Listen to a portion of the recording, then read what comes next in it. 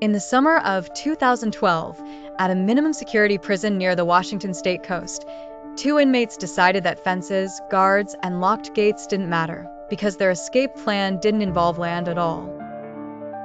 Their names were David Morgan, 34, serving time for burglary, and Shane Miller, 28, doing time for grand theft auto. They had been assigned to the prison's outdoor work detail, which gave them occasional access to the edge of a marshy riverbank. The water was considered a natural barrier too cold, too wide, and too risky to cross without being spotted. But David was a former handyman, and Shane was a fisherman before his arrest. One day, while clearing debris from an old storage shed, they stumbled upon a pile of discarded plywood, tarps, and plastic bottles. That's when David had the idea: we don't have to go over the fence. We just have to go around it by water. Over the next 3 weeks, they worked in secret, borrowing tools from the workshop and hiding their creation in the reeds by the river. They built a makeshift kayak-like raft, sealing the plywood seams with strips of tarp and duct tape.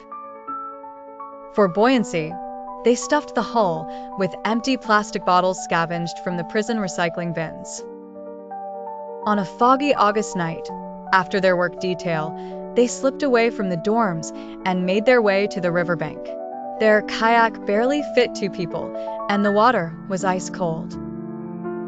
Pushing off into the darkness, they paddled with stolen broom handles, aiming for the opposite shore about 2 miles away.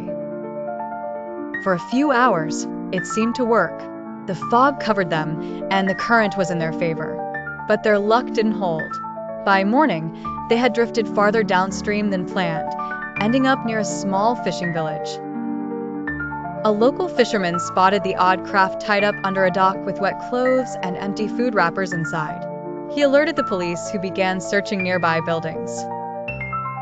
David and Shane were found shivering in an abandoned fishing hut, trying to warm up beside a pile of damp firewood. Both men were returned to prison, where the guards reportedly gave them the nickname the Pirates. When asked later if the escape was worth it, Shane grinned and said, "We didn't make it far, but we made it off the map. For a few hours, we were free men paddling our own boat."